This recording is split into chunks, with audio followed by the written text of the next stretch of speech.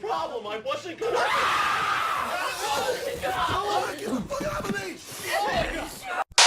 On our first episode of Your Opinion is Wrong, we're looking into VHS, a series of horror anthology films in which each installment is a set of shorts, every short created by a different writer and director.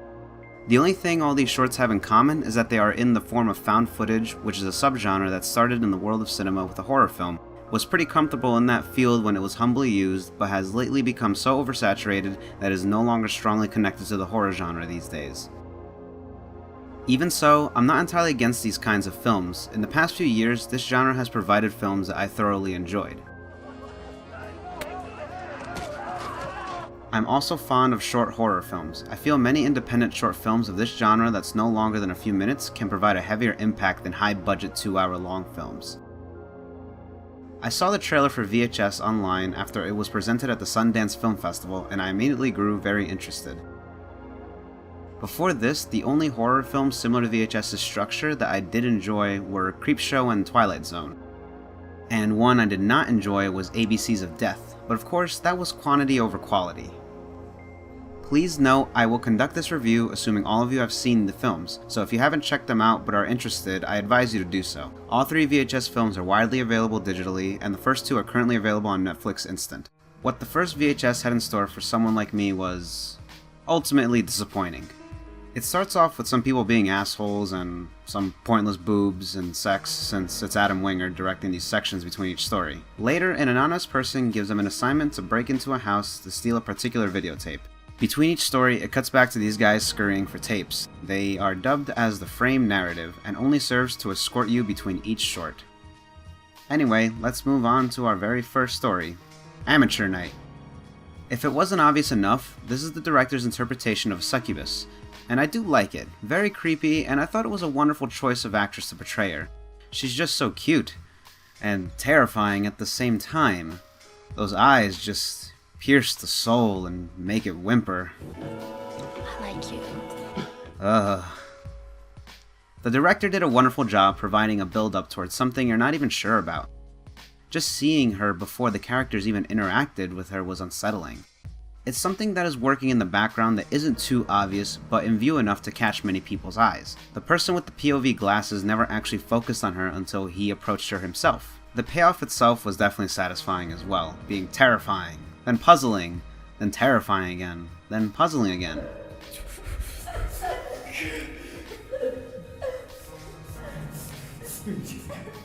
Then terrifying again. So, a great intro to this anthology. I got really excited for the next one.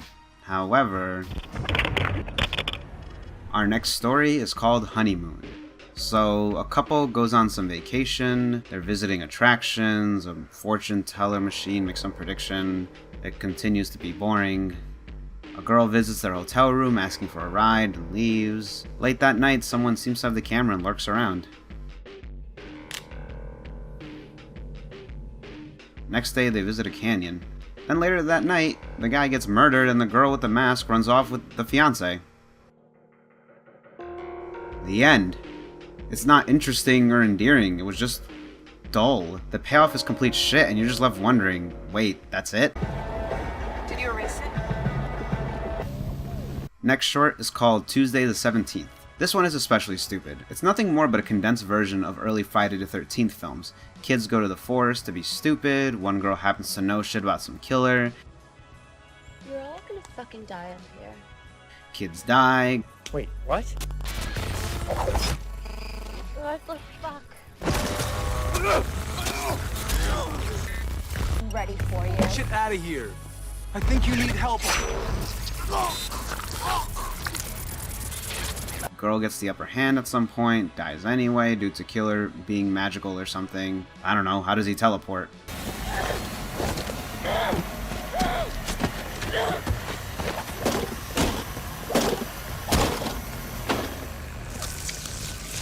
Maybe this guy heard that piece of Mitch Hedberg's stand-up about Bigfoot and thought, oh my god, he's right. I think Bigfoot is blurry, that's the problem. It's not the photographer's fault. Bigfoot is blurry. And that's extra scary to me. Because there's a large, out-of-focus monster roaming the countryside. Run, he's fuzzy, get out of here. Why should I film you? This was nothing more but slasher fodder, made for the lowest common denominator. I'm not saying gore is a bad thing, but this felt so pointless. This short had nothing to offer that we haven't already seen a million times, and McFuzzy the Killer is nothing special. Our next short is known as The Sick Thing That Happened to Emily When She Was Younger. This one is decent at best. It takes a very common theme of horror films these days, but adds a few nice twists to it. What seems like a haunting by ghostly children happens to be real children stalking her and trying to implant an alien fetus into her. You're telling me part of this thing is human? It's kind of boring until the very end, simply because it's filled with haunt tropes, and that's because scenes like this are oversaturated in the world of horror movies these days. After suffering a condensed version of generic slasher films, I couldn't take the fact that I was suffering through a condensed version of generic ghost haunting films, which have really taken flight the past 14 years. Still, the twists that threw at you were interesting enough, and you're left wondering what this person is exactly trying to do to these poor women. So that made it a tiny bit more bearable. Next one, my favorite, is 10/31/98.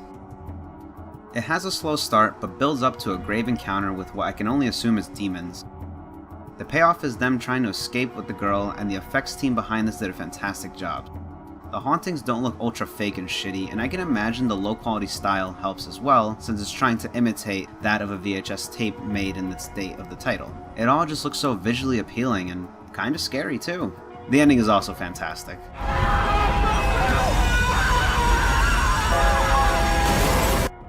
So that's it. It leaves you with what looks like past footage of the assholes in the beginning and playing that song used to advertise Sunset Overdrive.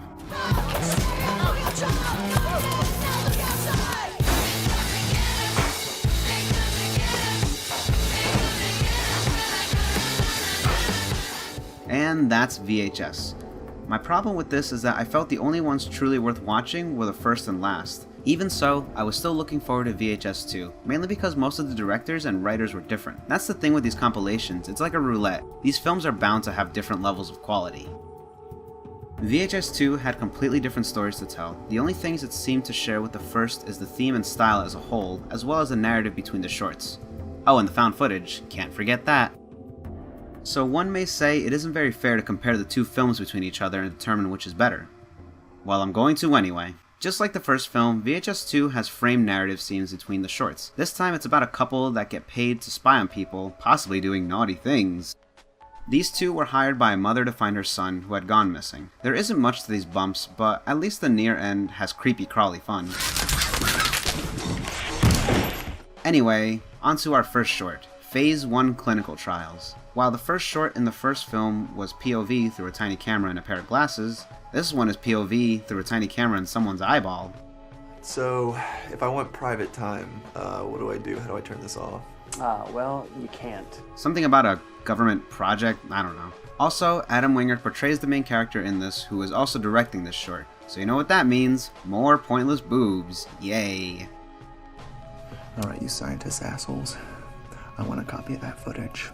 Like, I want you to put it on a disc or something, but don't watch it. Obligatory sex scene aside, it's a cool short with some nice scares. It adds an element to the cliche of ghostly hauntings I haven't seen before. It also raises a lot of questions. Are these ghosts supposed to be glitches like the doctor suggested, or did this provide some sort of new sense for the character? Not like it matters, since, you know.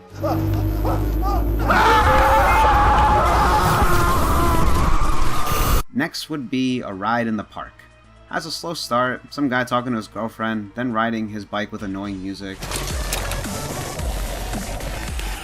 Moments later, it's pretty obvious it's about zombies. Nothing really too unique at first, although I like the black vomit.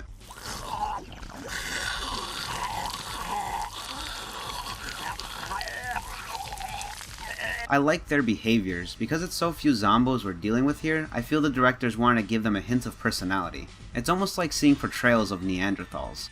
They also crash a kid's party, which is hilarious. Obviously no harm is done to any of the kids, but they seem to overwhelm most of the other attendees moderately.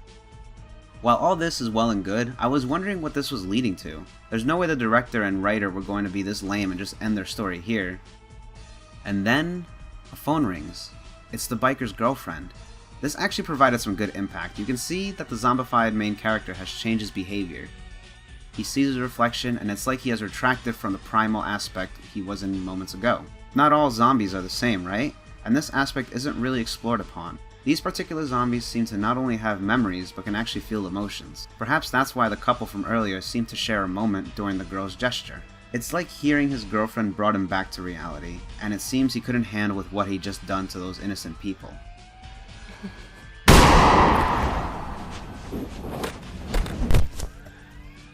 And that's the second short. Interesting enough, especially at the very end. For the third, it is called Safe Haven. This is one I heavily enjoyed in this compilation. One is because the setting seems to slowly transcend from normal to unsettling to goddamn terrifying the deeper the main characters dig into it, both figuratively and physically. Another is the cult itself and its influence on the members. It's downright disgusting, demonic, and vicious. It's as appalling as an evil cult should be. And of course, the payoff itself is pretty fantastic. Chaos tearing the place apart, and this guy wearing a giant goat's head. Why not? Also, parts of this short remind me of Silent Hill, which is my favorite horror game of all time. The cult's beliefs, the slow descent into madness, the siren itself.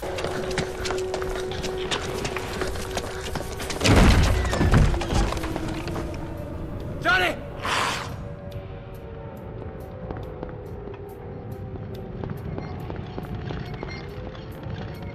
And of course, the creature near the end reminds you of the incubus that serves as the final boss in the game. The only thing I don't like is the ending.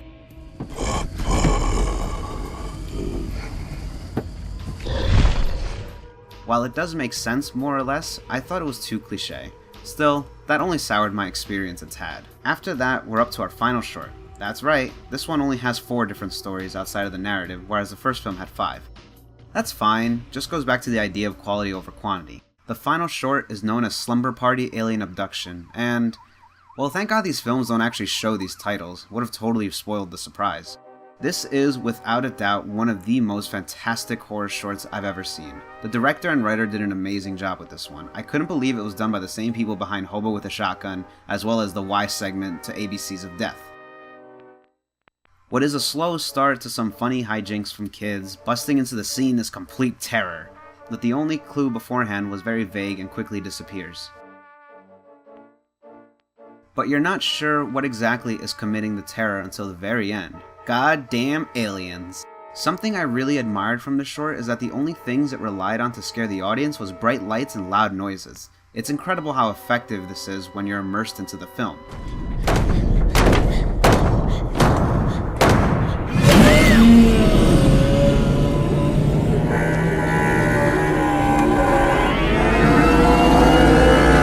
I also love the particular scene with the police sirens. The aliens literally trap the kids, playing with humans' sense of security in situations like that.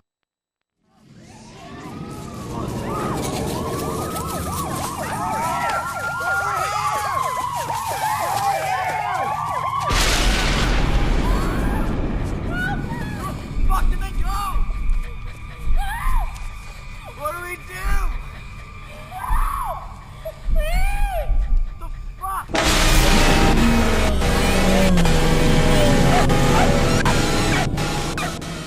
It provides a tiny bit of backstory that is savory and clever. The only thing I don't like is the cliche gut punch in the form of a dog's death. While they use the idea of a dog cam well enough, it's objective how overused it is to make people sad by having a dog die on screen.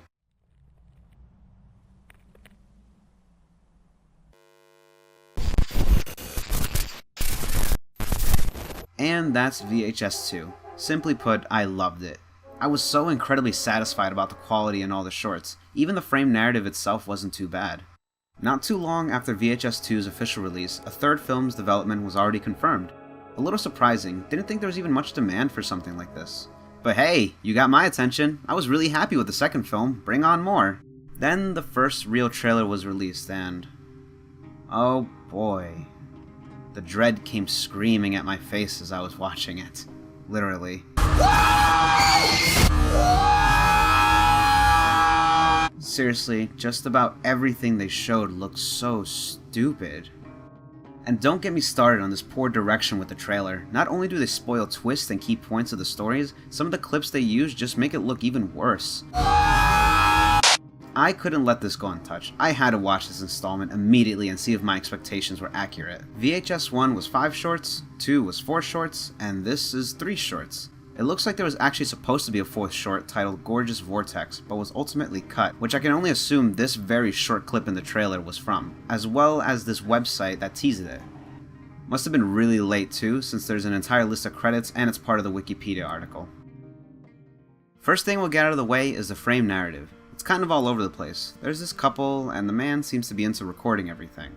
A regular old Terry Guetta. Already, it seems more emotional than the last two films' narratives. These aren't assholes or modern-day gumshoes, just a couple. Well, that's nice. The boyfriend hears about some vehicle chase near their home, and he thinks it's a good idea to film it, on foot. Yeah, you'll get a grand total of 2 seconds that's worth recording. Great ambition. Anyway, the vehicles seem to have life of their own, and you can also pinpoint the moment you realize you can't take this seriously. That's my girl. Holy shit! Oh my god. The arm goes flying off this guy from a vehicle striking him like some fucking cartoon. Well, at least the character's scared. Keep it up, buddy. You're gonna be feigning fright for 2 while we're talking about this movie. Anyway, it's something about vehicles killing people by ramming their dumbasses while they waddle around the street. Girlfriend gets kidnapped or something. It eventually cuts to a scene out of nowhere that's a Latino-riddled cookout, people arguing about who gives a shit. Then this guy literally murders everyone with barbecue utensils out of nowhere. And that's it. It never goes back to that. There's also this taxi scene that's just as pointless as that cookout scene, except for the end. That's actually hilarious. Hey, you wanna cut? In the end, boyfriend eventually catches up with the ice cream truck that I guess he knew had something to do with this whole ordeal. You see that there's nobody actually driving, so its driving force is, I don't know, data, computers. Nothing ever really comes out of this. Girlfriend forces boyfriend to upload something. Really now? Uploading something? What? To whom? Why? I guess none of that is important, regardless of how much significance they're providing this scene. The frame narrative in the first film was pretty insignificant, providing little story and a single scare. It was fine, they just wanted a basis to provide the shorts. The second film narrative had a bit more significance, as well as an ending. There wasn't much, but it was a fine conclusion. As for VHS Viral's narrative, it seemed to want to be more impactful, especially since the bumps between the shorts seemed to last much longer. But whatever they wanted to go for, their execution was terrible. It didn't really make any sense and felt aimless.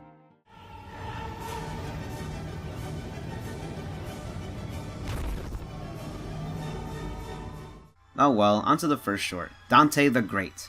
Well, it's sort of found footage. It's supposed to be a documentary about this magician nobody can figure out, but becomes accused of being responsible of missing person cases. It's pretty vague how the cape works, the source, and whatnot, but that's fine. What isn't fine is that this is pretty boring. The only part I really enjoyed was his latest assistant getting teleported. That was a nice little effect. Anyway, it becomes really stupid. When special forces bust in on Dante, guns are blazing and he starts ripping everyone apart. Literally. Ooh, how scary, a cardboard ribcage. Who the hell is filming this? Don't think this is actually found footage anymore. The assistant eventually beats Dante, gets him eaten, then burns the magic cape. Then this scene shows up, which is pretty funny. I can't help but think the director filmed and finished a production of the entire short that we've seen so far, but then he took a look at his assignment and thought, shit, this is for VHS. This is nothing like VHS. And made this last scene as some form of damage control, since he's already squandered the budget. It's stupid and not scary anyway. The abrupt zoom in gives away that there's going to be a jump scare as it is.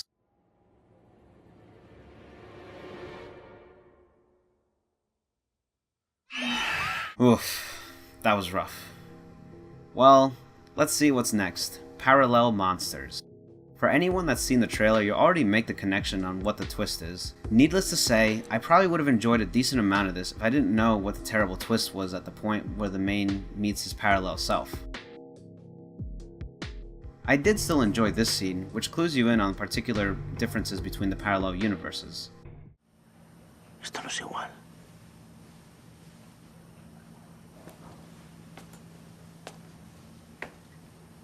¿Qué es esto? ¿Y esto?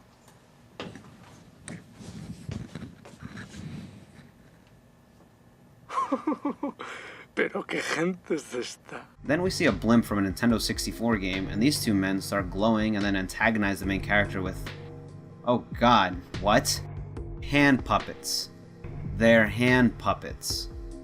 Holy shit. If a 1977 movie can make creatures look better, you have problems. This is the main twist itself, and it's not scary at all, it just looks ridiculous. People just have monsters instead of naughty parts. Anyway, the main character and his parallel self die because they made each other's wives mad. The end. On to our final short. Bone Storm! Sounds like a band name a teenager would come up with. By process of elimination, I already figured out which short this was, and knew it wouldn't make this trip any better. It's funny, way before the film came out, some reviewer described this particular short as Mortal Kombat meets Tony Hawk's Pro Skater. First of all, not really. Second, that is not horror. Why must they do this to us? Anyway, this short is about a bunch of brats on skateboards and GoPros. Whose idea was it to have one of the cameras on this kid's face? No, really. Someone please tell me, do skateboarders do that for their videos? Some ritual happens and then people start killing each other. Oh my god. Oh my god. As if this short couldn't get stupider. Skeletons! No, really. Skeletons in robes start attacking them. Man, this is way too spooky for me.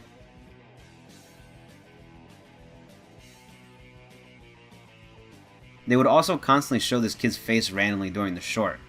Why? Ugh, whatever. Glad this shit is over.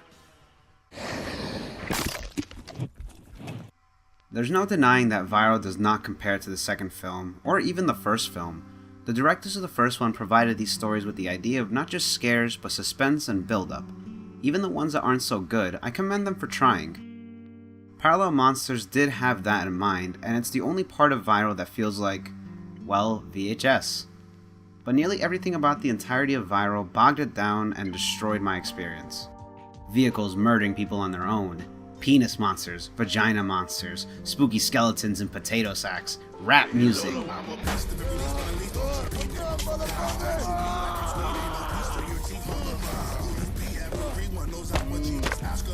Monster capes eating people, cardboard rib cages, a close-up of some stupid kid's fucking face for what feels like hours, and some cholo murdering an entire party with barbecue utensils. This is truly one of the worst films I've ever seen. Still, I'm sure I'll watch a fourth one if they were ever to happen. Like I've said, making things like this is a roulette. I just happen to be dissatisfied with every result this time around. So, here's to next time, and probably more anthology films to come. Thanks for watching.